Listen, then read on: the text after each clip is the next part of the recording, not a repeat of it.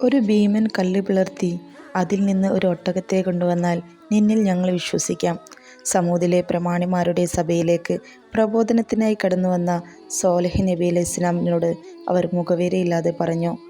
ഒട്ടകത്തിനുണ്ടായിരിക്കേണ്ട ഗുണവിശേഷങ്ങളും അവർ എണ്ണിപ്പറഞ്ഞു. പാറ പിളർത്തി ഒട്ടകം വരില്ലെന്ന് അവർക്കറിയാം. പക്ഷേ പ്രവാചകൻ സോലഹിനെ വിഡ്ഢിയാക്കലായിരുന്നു പ്രമാണിമാരുടെ ലക്ഷ്യം. എന്നാൽ സോലഹ് നബി അലൈഹിസ്സലാം വിട്ടില്ല. നിങ്ങൾ ആവശ്യപ്പെട്ടത് പ്രകാരം സംഭവിച്ചാൽ എന്നെ വിശ്വസിക്കാനും ഞാൻ കൊണ്ടുവന്നതിനെ അംഗീകരിക്കാനും നിങ്ങൾ സന്നദ്ധരാകുമോ? സംഭവിക്കില്ലെന്ന് ഉറച്ച വിശ്വാസത്തിൽ പ്രമാണിമാർ ഒന്നടങ്കം പറഞ്ഞു, തീർച്ചയായും വിശ്വസിക്കാം. സമൂഹത്തിൻ്റെ നന്മ കൊതിച്ച അദ്ദേഹം അള്ളാഹുവിന് മുന്നിൽ പ്രാർത്ഥിക്കാൻ തുടങ്ങി. പ്രാർത്ഥന അള്ളാഹു കേട്ടു. സോലഹ് നബി അലൈഹിസ്സലാമിനു നേരെ പരിഹാസവാക്കുകൾ ചൊരിയാൻ കോപ്പുകൂട്ടുന്നതിനിടെ ഒരു നിമിഷം അവർ അന്ധാളിച്ചു പോയി. കൺമുന്നിലെ പാറക്കല്ല് മെല്ലെ മെല്ലെ പിളർന്നു തുടങ്ങി. തുറിച്ചു തള്ളിയ അവരുടെ കൺമുന്നിലേക്ക് പിളർപ്പിൽ നിന്ന് ഒരു ഒട്ടകം പുറത്തു വന്നു. അവർ എണ്ണിപ്പറഞ്ഞ ഗുണഗുണങ്ങൾ ഒത്തൊരുമിച്ച ജീവി. നാഗരിക സമൂഹമായിരുന്നു സമൂദ്. ഹിജ്റിലായിരുന്നു വസിച്ചിരുന്നത്. മദായിൻ പ്രദേശം എന്ന് ഇതറിയപ്പെടുന്നു.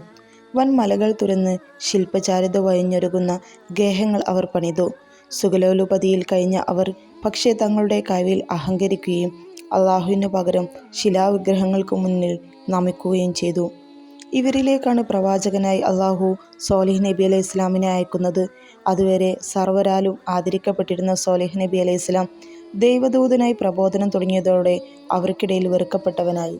അവർ സോലഹ് നബി അലൈഹിസ്സലാമിനോട് പറയുന്നുണ്ട്, ഞങ്ങളുടെ പിതാക്കളുടെ ദേവതകളെ ഞങ്ങൾ ആരാധിക്കുന്നത് നീ തടയുകയാണോ?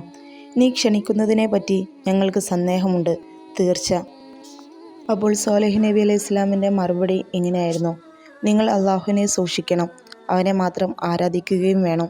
നിങ്ങളിൽ നിന്ന് ഒരു പ്രതിഫലവും ഞാൻ ചോദിക്കുന്നില്ല.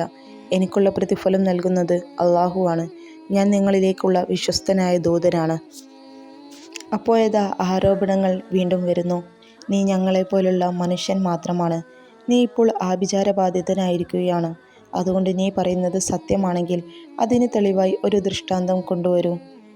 അങ്ങനെയാണ് ദൈവിക ദൃഷ്ടാന്തമായി പാറ പിളർത്തി അള്ളാഹു ഒട്ടകത്തെ കൊണ്ടുവരുന്നത്. ദൃഷ്ടാന്തം കണ്ട് അന്താളിച്ച പ്രമാണിക്കൂട്ടത്തോടായി സോലഹ് പറഞ്ഞു, ഒട്ടകമിതാ. അതിന് ജനവാലം നടത്താൻ ഒരു ഊഴമുണ്ട്. നിങ്ങൾക്കും ഊഴമുണ്ട്. നിശ്ചിത ദിനത്തിൽ അതിന് യാതൊരു ദ്രോഹവും വരുത്തരുത്. ദ്രോഹിക്കുന്ന പക്ഷം കനത്ത ശിക്ഷ നിങ്ങളെ പിടികൂടും. ദിവസങ്ങൾ കഴിഞ്ഞില്ല. പട്ടണത്തിലെ അക്രമത്തിന് കേളി കേട്ട 9 അംഗ തെമ്മാടി സംഘം സോലഹ് നബി അലൈഹിസ്സലാമിൻ്റെ മുന്നറിയിപ്പ് അവഗണിച്ചു. ജലപാനത്തിനെത്തിയ ഒട്ടകത്തെ പിടികൂടി അവരിൽ ഏറ്റവും ദുഷ്ടനായ ഒരാൾ അതിനെ അറുകൊല ചെയ്തു. പിന്നെ സോലഹ് നബി അലൈഹിസ്സലാമിനെ അപായപ്പെടുത്താനും പദ്ധതിയിട്ടു. അവർ വെല്ലുവിളിക്കുകയും ചെയ്തു, നിന്റെ ശിക്ഷയൊന്ന് കൊണ്ടുവരൂ. ധിക്കാരം കടുത്തതോടെ ദൈവശിക്ഷ അവർക്കുമേൽ അനിവാര്യമായി.